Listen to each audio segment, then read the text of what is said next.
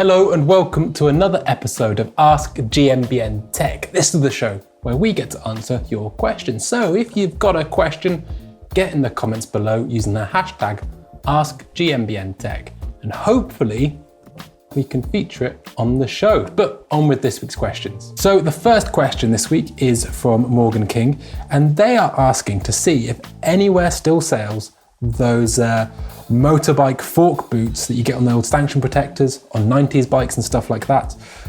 Do any companies still make these?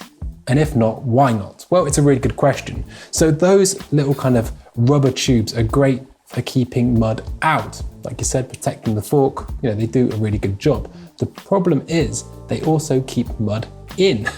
So it kind of has gone out of fashion for that reason. You still do get, I think it's bike yoke, it's like called the Willy or something, and it goes on seat posts. I'm so immature. It goes on seat posts to protect the shaft there, to make sure it's not going to get scratched or covered in muck.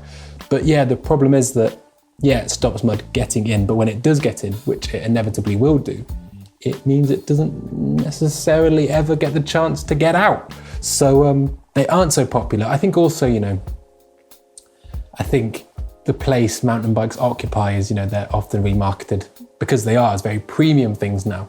I think the rubber grommets kind of fly in the face of that, if I'm honest with you. I think functionally, that's the reason, that's what people say. That being said, I have never carried out any research myself, so I'm just going off the information that I've been given. Now, it might be because it keeps mud out. It does make a lot of sense, but I also imagine, cards on the table, there is a degree of aesthetic choices going on there as well. But the next question is from Sam Young, and they say, hello, I have a Trek X Caliber 8 from 2019, and my brakes aren't working very well in that they pull the brakes and they aren't very sharp. They've replaced the pads a few times, and they can only imagine it's the disc brakes. I think it means that the discs themselves, but they're not sure. What do we think is the problem? Okay, so this could be a number of things. So when you get something that has actually okay power, but it's really lacking bite, that's because as the pads are coming in, they're making contact with the rotor in a very gradual manner. Hence, it's a very indistinct feeling at the lever. So what you want to do is make sure everything is aligned and bedded in properly. You bed in rotors primarily to make sure it's a nice paired up braking surface that is square and running parallel to the rotor. If it's like that, then these two corners will touch first and the ones here will be farther away. I hope that makes a degree of sense. But it could be other things. Yeah, bleeding the brakes is a good idea. But I would also say, you alluded to it here, the discs themselves. So often when you get a disc that is wearing, it doesn't wear, exactly as the pads do. What happens is it tends to kind of go in one of those kind of concave shapes there. That's because there's being more pressure applied at the center really. So I would check that, because sometimes visually they can look okay, but only when you feel them. They can be, wafer thin in the middle. And that can give you, yet again, really, what would be the word? Yeah, a lack of sharpness at the lever. So that's really important to check for. Failing that, I think maybe look at doing a caliper service, because a lot of the time on pistons, they use a quad seal, which is basically a seal that is flexing and moving back and forth. Now, when that seal gets corroded, or there is a high amount of friction due to gunk and all kinds of crud in there, what that means is the piston isn't reverting back as it would used to have when it was new. What that then transpires is it doesn't have that same, like shutting the doors on it. It's kind of more, it doesn't really have that decisive feel. So making sure the pads are actually retracting back into the caliper will give you that more decisive, more sharper feel at the lever.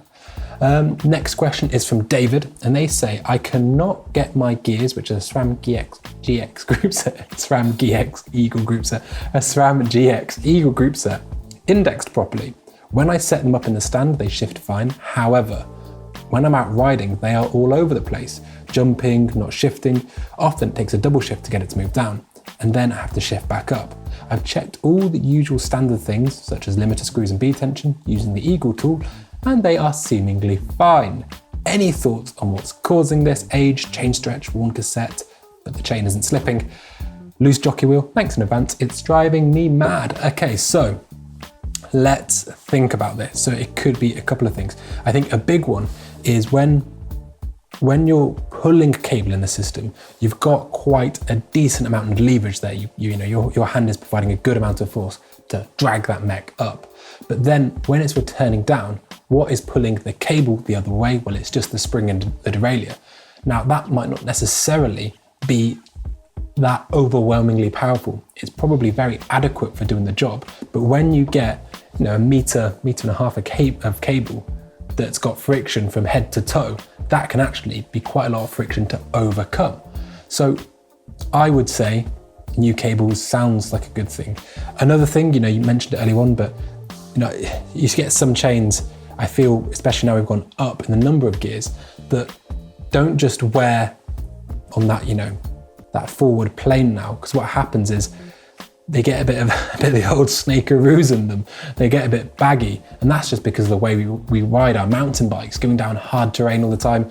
It does add a bit of flex to the system, a bit of wear, and then, again, it can be indistinct in terms of shift. Another thing I think about doing is a modern derailleur is an amazing piece of kit, and it's got lots of pivots. If you look at a SRAM one, it's got kind of, that parallelogram shift. It's an amazing piece of kit, but it means more pivots there are, it might be more prone, because each of those pivots only needs to get a slight amount of friction, a bit of corrosion maybe. And what that means is it's yet again more friction for that relatively small spring to overcome.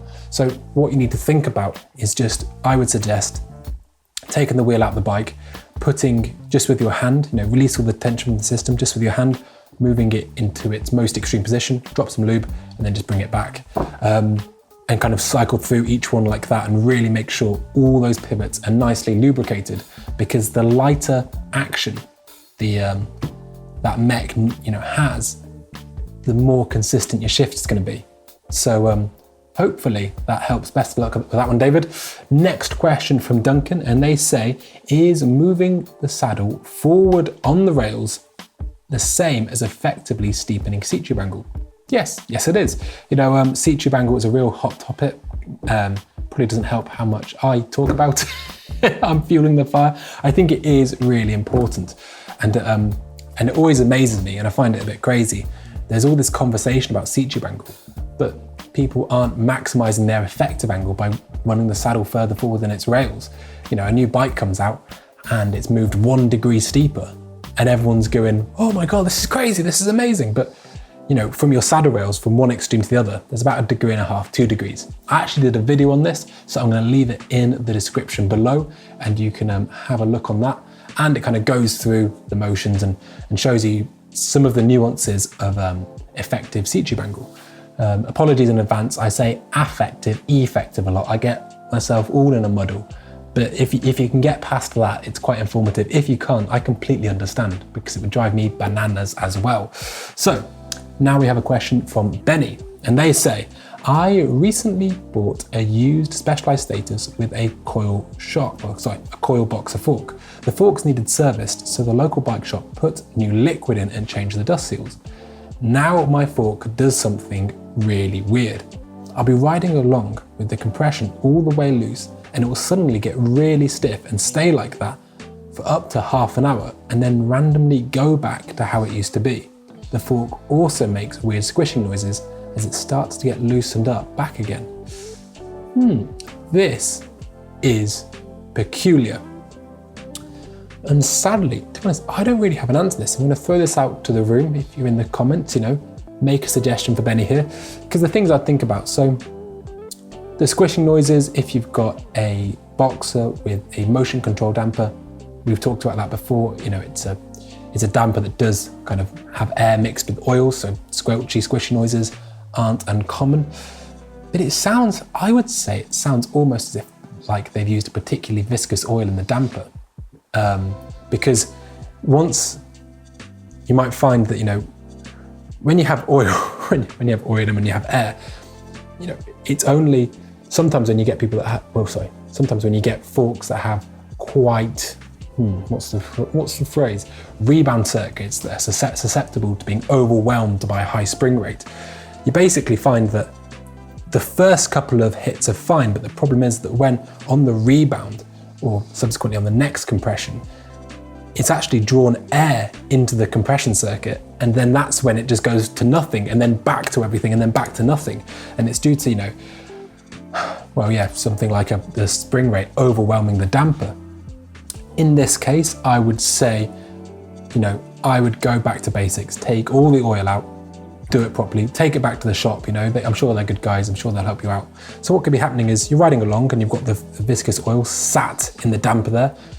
You go through it and it probably, can just about go through the compression port, but then on the back, going back through the rebound circuit, it then might find suddenly, if you're running quite a low spring rate, that it's going really, really slow. Then the next compression, and it's going to go around in a circle.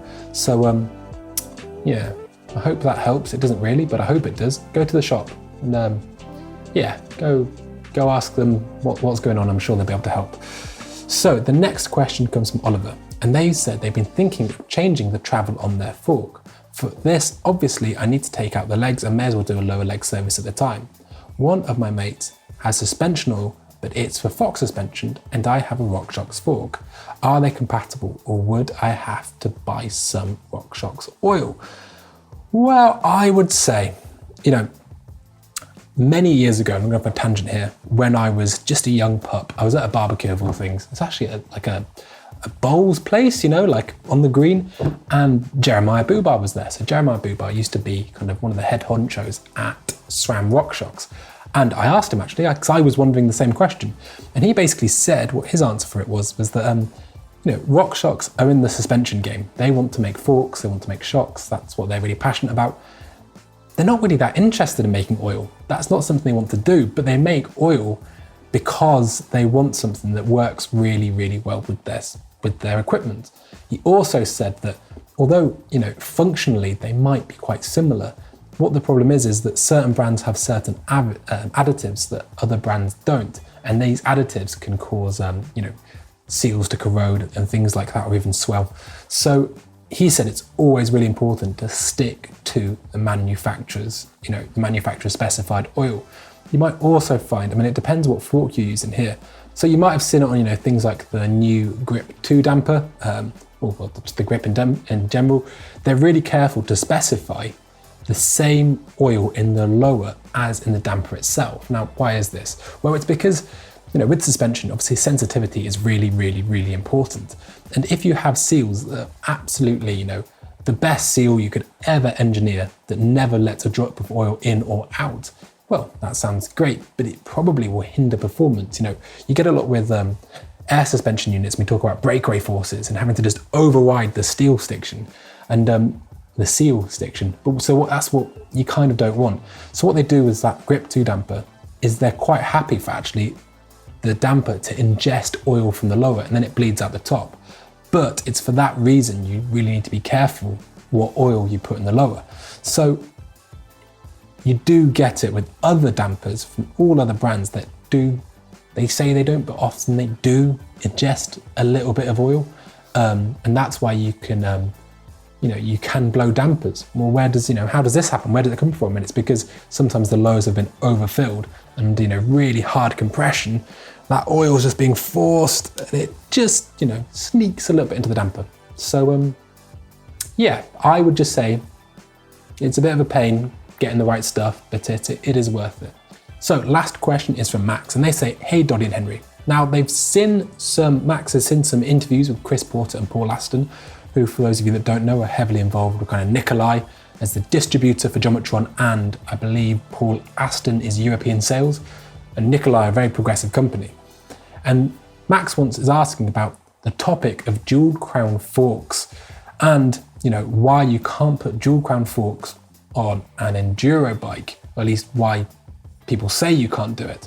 Because he makes the very good point that some of the advantages coming out now with dual crown forks seem, depends what you want from your riding, but seem to kind of be a really good package when compared to single crown forks. Now, why isn't his 170mm bike rated for dual crown forks? Because the axle to crown height is going to stay the same. He even goes on to say, sorry, one last point. Max says that dual crown forks can reduce the stress on head tube, which is probably true. Listen, I think these are my 2 cents on it, which is probably anecdotal, is probably not necessarily gospel, but it's just my feelings. I think with the dual crown forks, a lot of it is fashion. I think that's the truth. You look at, I think, a 29er Boxer compared to a 29er Lyric, and it's not that much heavier. I mean, if you compare a 29er Boxer to a 29er 38, the weight's probably 150, 200 grams off the top of my head. It's really not much. The issues are, I mean, going from it, the way that the dual crown can hit the top tube, that is probably a big one, because you're probably not going to rip your head tube off, from compression, but smacking it with a metal tube could do it some damage. I know you can get fork bumpers, but if it isn't rated, it isn't rated, and that's just that. It doesn't matter whether it can get by it in terms of your own riding. The manufacturers have to, I would imagine, pay to put these bikes through certain tests to get these these certain standards, and if they have no intention of their bike ever being equipped with a dual crown fork, it's probably something they just don't see necessary. I think that dual crown forks are good. I think we should see them on more bikes. I talked about this with Jordi Cortez recently. We did a podcast. For those of you that don't know, Jordi Cortez is kind of one of the higher ups in Fox and really heads up their team of technicians at World Cups. And the elephant in the room is it doesn't look that nice sometimes. There are better executions than others. But Jordi was saying, that there isn't necessarily a need. They've got the 38 platform now. They've got, you don't know if you've seen the steerers, but the steerers aren't just a normal taper now. They actually have added material. And he feels they're not needed, especially when you look at enduro bikes and some of, on the EWS courses, sometimes the tight turns might inhibit steering. That I'm actually not so sure of personally. I think it's a good idea. I know that's not what a lot of people are going to say, but I think, especially when you look at all the material you're adding when you're making the lowers beefier, then the tubes themselves beefier, and then you've got the crown itself and the insertion depth of the steerer is so small in that crown. I think it would make so much more sense to have a full triple clamp setup. I also think, in terms of manufacturing a fork, and I'm not an engineer, so yeah, again, industrial amount of salt, but I would imagine it would free up some of the real estate to, give you more room to solve problems. But what do you guys think? Because it's difficult, because although I can sit here and say, I think dual crowns are a good idea, you can get riders that say, I think dual crowns are a good idea. People of, businesses all over are there to make a product that's going to sell. They're probably not actually that necessarily interested in making something that might, sell to 5 people who are after something niche. They probably want to, make money to profit. And so they want to make something that is profitable because it's very sought after and very desirable. I think it comes back to that thing we talked about, the fork boots earlier on, is that it shouldn't matter, but aesthetics does matter because people will buy what they think looks good. I would say to check out Paul Aston's Instagram though. He's a really interesting guy. He does some kind of cool experiments, and also he's got a bike, one of Nikolai's, that does have a box one, and I think it looks great. I love how purposeful it looks. So yeah, I know that's just my opinion. That's not that efficient in terms of transmission of information. But I waffled a bit. Now guys, if you do have your own question, make sure to use the hashtag AskGMBN Tech below, and hopefully we can feature on the show. As always, guys, sorry, I get so into these questions, man. Like, people just want a yes or no answer, and then I'm just going on, and I just have a really good time. I absolutely love doing these. So apologies for the waffle. Thank you very much for watching. Don't forget to like and subscribe, and we'll see you next time. Cheers, guys.